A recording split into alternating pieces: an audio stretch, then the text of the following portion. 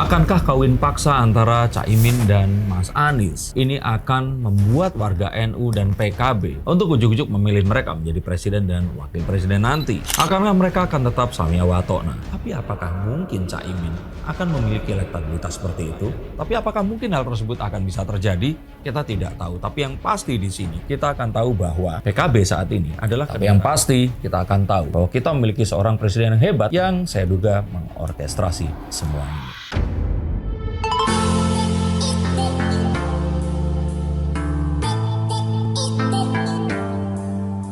Yuk kita akan lihat menggunakan kartu-kartu yang saya pegang ini. PKB ini dianggap sebagai pendongkrak nama Anies Baswedan karena selain mereka dapat menggenapi presidensial threshold yang 20%, mereka juga partai yang sangat besar di Jawa Timur dan beberapa di Jawa Tengah. Sehingga harapannya akan memberikan satu elektabilitas yang kuat untuk pasangan siapapun wakilnya, tapi dengan Presiden Anies Baswedan ini. Maka kita akan tahu bahwa sebenarnya pemerintah ternyata tidak berusaha untuk menjegal Anies Baswedan. Tapi apakah betul anggapan ini akan bisa langsung ujuk-ujuk menambah suara baru? Saya pikir tidak. Karena pemilih sekarang ini tidak bisa dikendalikan oleh partai. Dan kalaupun mereka mengaku sebagai kader partai atau simpatisan, tapi di bilik suara semuanya bisa berbeda. Dan jika dulu hanya ada televisi yang menyiarkan siaran Orde Baru atau mungkin reformasi, maka kanal-kanal YouTube dan media sosial seperti ini yang sesungguhnya memiliki kunci untuk merubah pola pikir dan menggerakkan kemana pilihan mereka nanti berada. Dan kita akan lihat bahwa yang dibidik oleh, kita lihat sekarang pemimpinnya kan masih tetap Pak Surya dan Nasdem, ini adalah putaran kedua, bukan putaran pertama. Karena kita akan tahu dan yakin bahwa mereka tidak akan memenangkan putaran pertama. Bagaimana mungkin menang? Karena kantung suara terbesar ini malah jadi wakil presidennya. Mungkin akan terbalik kalau seandainya wakil dari PKB ini akan menjadi presidennya. Tapi apakah mungkin Caimin akan memiliki elektabilitas seperti itu? Kita akan tahu bahwa sepertinya Caimin ini nggak diproyeksikan menjadi cawapres. Dan kalaupun ada, mungkin nggak ya nanti terakhirnya diganti sama Pak Mahfud MD. Pak Mahfud PKB atau P3 ya? Tapi yang pasti di sini, sepertinya Nahdliin ini nggak akan memilih pasangan yang akan dinahkodai oleh Anies Baswedan. Apalagi terlalu nano-nano di sini. Ada partai nasionalis besar seperti Nasdem, terus kemudian ada partai Islam fundamental seperti PKS. Saya pikir samia watona sudah tidak akan seperti dulu lagi. Dan kita akan tahu bahwa Caimin dan PKB ini hanyalah kendaraan dari Mas Anies Baswedan. Di antara kendaraan-kendaraan yang sudah ditumpangi sebelumnya untuk menuju ke putaran kedua nanti. Betul sekali, kita akan lihat bahwa Mas Anies ini mungkin tidak akan gonna make it di putaran pertama. Tapi di putaran kedua sangat mungkin nanti dia akan bisa ikutan maju di sana. Tapi apa mungkin ya ini akan terjadi?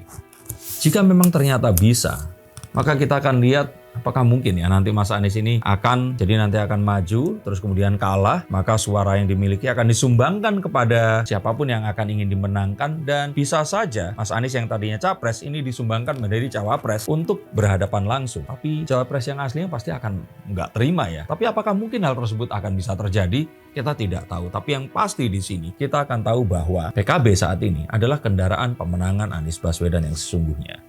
Dan untuk menebak kira-kira ke arah Prabowo atau ke arah Ganjar, kita akan tahu bahwa opposite of coin dalam kondisi yang berulang-ulang, kita akan tahu bahwa Caimin nggak mungkin membalik kucing kembali ke koalisinya Pak Prabowo secara kemarin. Dia sudah masuk terus kemudian keluar karena alasannya nggak dijadikan wakil presiden. Tapi bisa saja itu semua sebenarnya adalah orkestrasi yang berusaha untuk dinarasikan agar masyarakat percaya bahwa demokrasi ini sedang terjadi. Tapi yang pasti kalaupun nanti koalisi ini harus merapat, saya pikir tidak akan merapat ke kubu Pak Prabowo. Maka mana lagi selain akan merapat ke kubu Pak Pranowo. Dan istana di sini sangat dicurigai karena sebelumnya ini membelokkan dulu PKB dan Caimin ini masuk ke kubu Pak Prabowo dulu.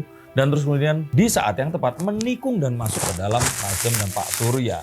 Apalagi kita melihat bahwa pertemuan-pertemuan antara Pak Surya dan juga Pak Luhut dan Pak Jokowi ini tentu saja nggak cuma makan siang dan bicarakan hal-hal sesingkat siapa kira-kira wapresnya. Saya pikir ada hal yang lain dan ada permainan intelijen yang sedang terjadi di sini.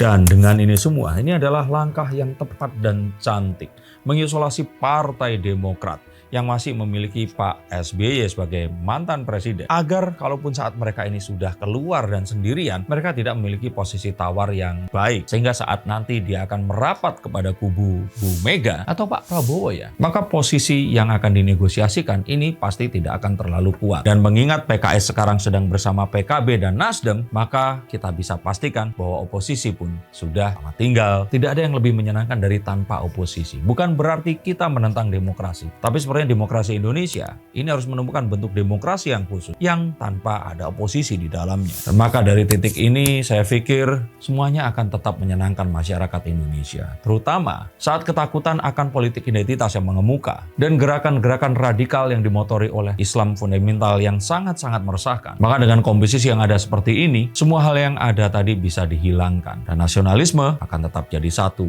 yang diutamakan. Akankah skenario Ganjar dan Anies akan terjadi di sini? Kita akan lihat nanti. Tapi yang pasti kita akan tahu bahwa kita memiliki seorang presiden yang hebat yang saya duga mengorkestrasi semua ini. Terima kasih, sampai jumpa dan salam.